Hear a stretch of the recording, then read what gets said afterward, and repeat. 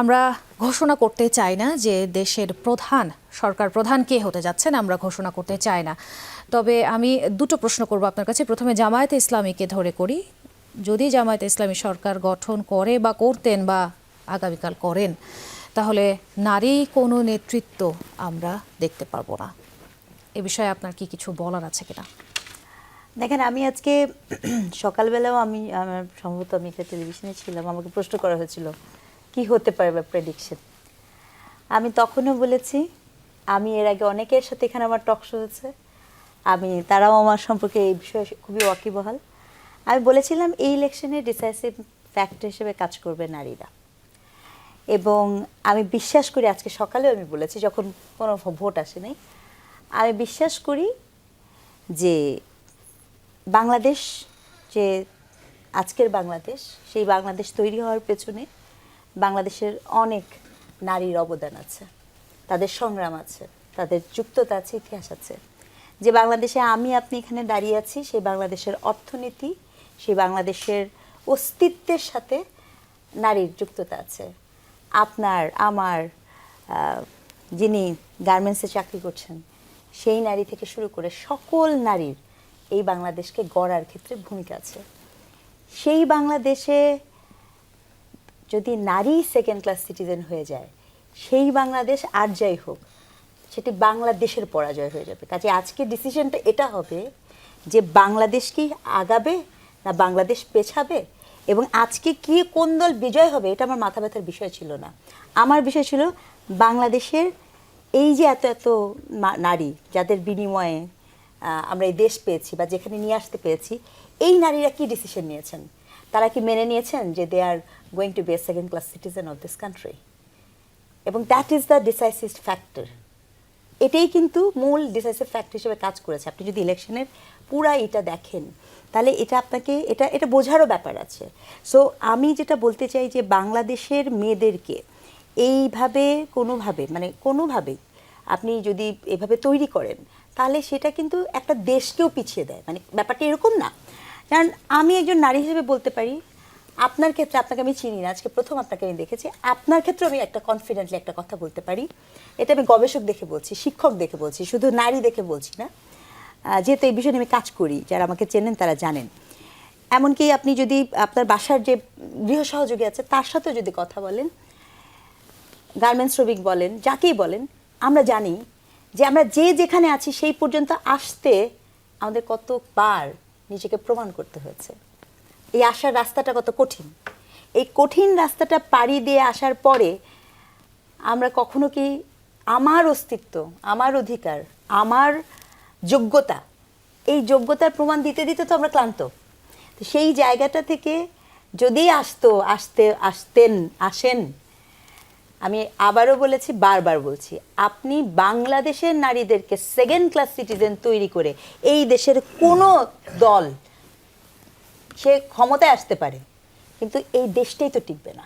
আরেকটা প্রশ্ন করব বলেছিলাম, এটা ছিল আমি জামায়াত ইসলামীর পক্ষ থেকে বললাম যে তারা যদি ক্ষমতায় আসে, সরকার গঠন করে, আমি বলতে চাই এবার যদি বিএনপি যদি সরকার গঠন করে, প্রায় 3 দশক পর একজন পুরুষ ক্ষমতায় আসতে যাচ্ছেন, এটা আসলে আমাদের জন্য কতটা অ্যাডভান্টেজ বা ডিসঅ্যাডভান্টেজ বয়ে আনতে পারে বলে আপনার মনে হয়? ইন্টারেস্টিং। আচ্ছা, যেহেতু আসলে আমি ওই বর্গের মধ্যে পড়ি না, কারণ আমি আসলে মনেই করি না সত্যিকার অর্থে যে ক্ষমতা, এই যে কথাটা আপনি যে কথাটা বলেছেন, এটা খুবই প্রবলেমেটিক কথা। কারণ এর আগে আপনার শেখ মুজিবুর রহমান বলেন, এরশাদ সাহেব বলেন, জিয়াউর রহমান বলেন, এরা তো পুরুষই ছিলেন। সো তাদের হাতে তো বেশ দীর্ঘদিন পর, 3 দশক পর। বুঝতে পেরেছি। এখন ঘটনাটা কি, আমি আসলে এভাবে দেখি না। আমি মনে করি না যে এই চেয়ারে বসার জন্য, এখানে কথা বলার জন্য পুরুষ বা নারী হওয়ার কিছু আছে। এখানে এসে কথা বলার জন্য যোগ্যতা গুরুত্বপূর্ণ। কাজেই একজন পুরুষ হলে পরে আলাদ্দিনের ম্যাজিক হবে, বা একজন নারী হলে পরে একদম সমিহিত হয়ে যাবে, এটি খুব প্রবলেমেটিক ডিসকোর্স। রাদার গুরুত্বপূর্ণ বিষয় হচ্ছে যদি নারীও হয়, আমি এটাও বলবো, বাংলাদেশের নারীদের ভাই মর্যাদার দরকার নেই, সম্মানের দরকার নেই, বাংলাদেশের নারীদেরকে যোগ্যতাবান করেন, প্রজেক্ট সেটা হওয়া উচিত। এবং যে সরকারটি আসুক তাকে আমি বলবো এই প্রকল্প নেন, নারীকে, কন্যাকে, আপনার আমার ঘরে যারা আছে সেই কন্যাকে যোগ্যতাবান করেন, দেখবেন দেশ পরিবর্তন হয়ে যাবে। এটা খুব গুরুত্বপূর্ণ একটা কথা বলছে। আরেকটা কথা বলি, পুরুষের কথা বলেছেন, পুরুষ হলে পরে বিশেষ কিছু সুবিধা আছে, এটা তো অসম্ভব ব্যাপার, মানে এটা হয় না কখনো। মানে নারী হলেও বিশেষ সুবিধা থাকে না, পুরুষ হলেও বিশেষ সুবিধা থাকে না, বরঞ্চ ইতিহাস কিন্তু খুব ভয়ঙ্কর, সত্যিকার অর্থে অ্যালার্মিং। এটা আমি মনে করিয়ে দিতে চাই। বাংলাদেশের যেভাবেই নেন না কেন, যেভাবেই নেন, বাংলাদেশের যারা সফল পুরুষ হিসেবে দায়িত্ব পালন করেছেন, এটা শুনতে খারাপ লাগবে, সেটা শেখ মুজিবুর রহমান হোক, জিয়াউর রহমান হোক, কারণ আপনাকে সফলতাকে মানতে হবে। একজনের স্বাধীনতা সূত্র থেকে শুরু করেন, একজনের জীবন দেখেন, they end up with a very tragedy, very big tragedy, even including স্বৈরশাসক তো আগে হোসেন মোহাম্মদ এরশাদ সাহেবও ছিলেন, তাই না? তার কেসটাও তো আমি ওই জায়গাটা তো কোনোভাবে আসলে আমাদের সাউথ এশিয়ান যে সাবকন্টিনেন্ট না, এই কন্টিনেন্টে দেখবেন যে একটা সহিংসতার রাজনীতিটা কিন্তু অনেক বেশি, নেতা হয়ে ওঠার ক্ষেত্রে বরঞ্চ অনেক বেশি, বরঞ্চ সেইটা আমাকে একটু ভাবায়।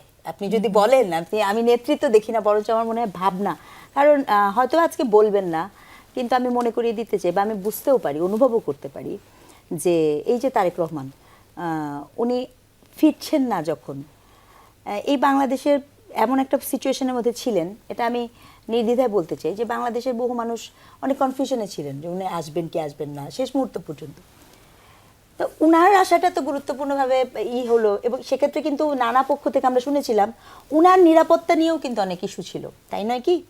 তো এই যে দেখেন, মানে আমি ওই কথাটাই মেনশন করতে চেয়েছি যে ইতিহাস যেটা বলে বাংলাদেশে এরকম পুরুষের ক্ষেত্রে এক ধরনের চাপ থাকে অনিরাপত্তার, তো সেটা বরঞ্চ আমার কনসার্নের বিষয়। তবে আমি মনে করি নেতৃত্বের ক্ষেত্রে ভাই নারী বা পুরুষ কোনো কিছুই ম্যাটার করে না, নেতৃত্বের ক্ষেত্রে ম্যাটার করে যিনি নেতা, তার উপরে মানুষ আস্থা করতে পারেন কত। এবং আমি অত্যন্ত শ্রদ্ধা ভরে, অত্যন্ত আন্তরিকতার সাথে এই জন্য স্মরণ করতে চাই না বেগম খালেদা জিয়াকে যে তিনি বিএনপির সভানেত্রী ছিলেন, এই জন্য স্মরণ করতে চাই। আমি আজকে এখানে বসে আছি এবং উনি যখন মারা যায় সেদিন আমি এই কথাটাই লিখেছিলাম, এই যে বাংলাদেশের বিশাল বিশাল একটা মেয়েরা যে পড়তে এসেছিল না, বাংলাদেশে তো এই যে আপনাকে বললাম সফল শাসক, শিক্ষিত শাসক, শেখ মুজিবুর রহমান, জিয়াউর রহমান, এরা সবাই ছিলেন, কিন্তু কোনো রাষ্ট্রযন্ত্র ভাবেনি যে এই মেয়েগুলাকে আমাকে পড়াতে হবে, এই মেয়েগুলাকে আমাকে সুযোগ করে দিতে হবে। তিনি ভেবেছিলেন এই যে শিক্ষা এই সার্টিফিকেটে থাকে না। আমি নিজে একটা পিএইচডি করেছি অকল্যান্ড থেকে, আমার একটা বিদেশি সার্টিফিকেট আছে, কিন্তু আমি বিশ্বাস করি শিক্ষা আমার কাগজে থাকে না, শিক্ষা আমার চিন্তায় থাকে, শিক্ষা আমার সম্পর্কে, শ্রদ্ধায়, মননে থাকে। এটা ওনার ছিল, অ্যান্ড এইটা খুব গুরুত্বপূর্ণ।